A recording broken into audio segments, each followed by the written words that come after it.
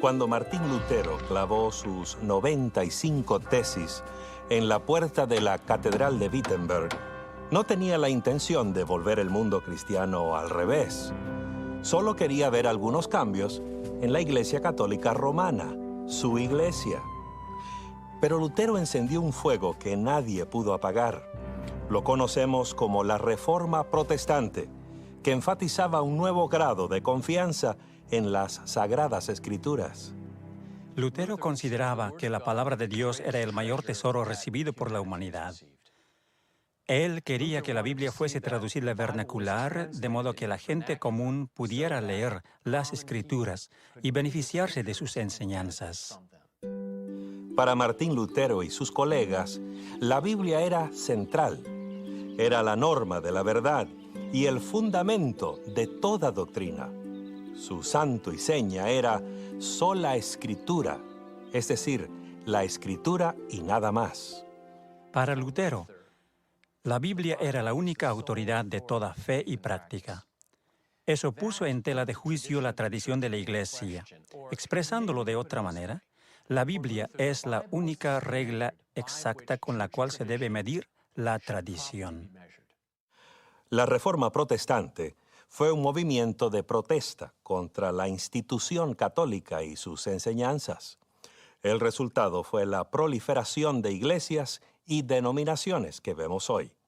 Los resultados podrían haber sido distintos si la Iglesia Católica hubiera convocado un concilio para considerar los temas expuestos por los reformadores. Pero los primeros pedidos en pro de un concilio cayeron en oídos sordos. El doctor John O'Malley, historiador jesuita, nos dice por qué. Clemente VII fue papa desde 1523 hasta 1534 y no quería convocar un concilio porque temía que éste lo depusiera.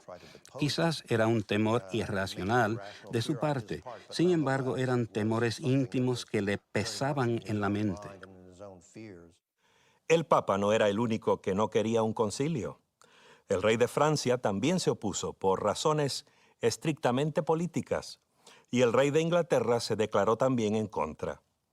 La presión en demanda de un concilio aumentó hasta que finalmente, en 1545, los dirigentes católicos viajaron a la ciudad de Trento, ubicada en el norte de Italia, al pie de los Alpes. Durante los siguientes 18 años, el Concilio de Trento deliberó sobre los temas más críticos que la Iglesia Católica afrontara hasta entonces.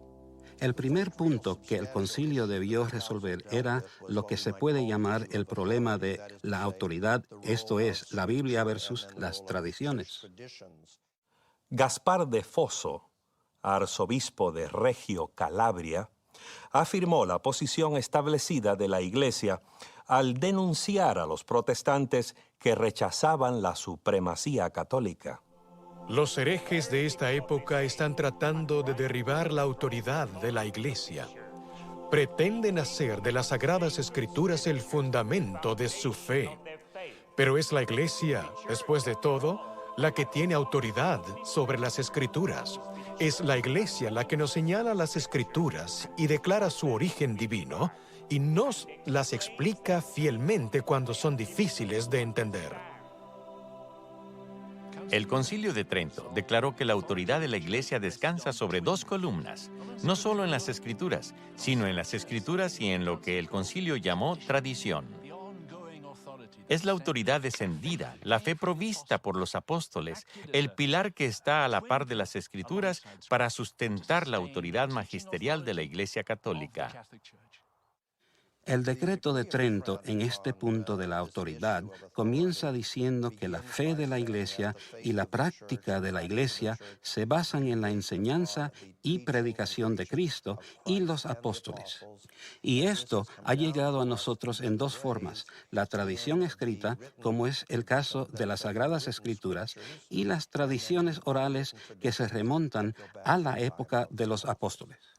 El punto de vista católico era que Cristo mismo estableció la estructura de la Iglesia centrado en los obispos. De modo que cuando los obispos afrontaban una disputa acerca de la interpretación de las Escrituras, no podían simplemente decidir cómo les pareciera, sino que debían tomar en cuenta las decisiones de los obispos y concilios que se habían acumulado a través de los siglos. Esa era la tradición, el lente a través del cual los obispos interpretaban las Escrituras. Esta es una posición fundamental que todavía separa la Iglesia de Roma y la mayor parte del mundo protestante. Al confirmar la autoridad de la tradición oral, los obispos del concilio validaron muchas doctrinas y costumbres que no eran bíblicas. En ese decreto del concilio no se mencionó ninguna, pero por las discusiones vertidas sabemos que las tradiciones que les inquietaban a los obispos eran, por ejemplo, el bautismo de los recién nacidos. ¿Dónde se halla eso en la Biblia? Pero era una práctica establecida en la cristiandad. El credo de que Cristo descendió al infierno. No hay nada claro donde se halla eso en el Nuevo Testamento. ¿Y eso de observar domingo? No se encuentra en el Nuevo Testamento. ¿Y qué del credo del apóstol? Ahora sabemos que no vino desde el tiempo de los apóstoles, aunque los del Concilio de Trento creían que sí. Esos son algunos ejemplos de la tradición que les preocupaban a los del concilio y sentían que no podían optar por basarse únicamente en la Biblia. ¿Cómo entonces pudo haberse cambiado el día de adoración del sábado al domingo? Para los obispos católicos en el Concilio de Trento, la respuesta estaba clara. El sábado, el día más glorioso de la ley, ha sido cambiado por el día del Señor. Esto no ha sido hecho por mandato de Cristo, sino por la autoridad de la Iglesia.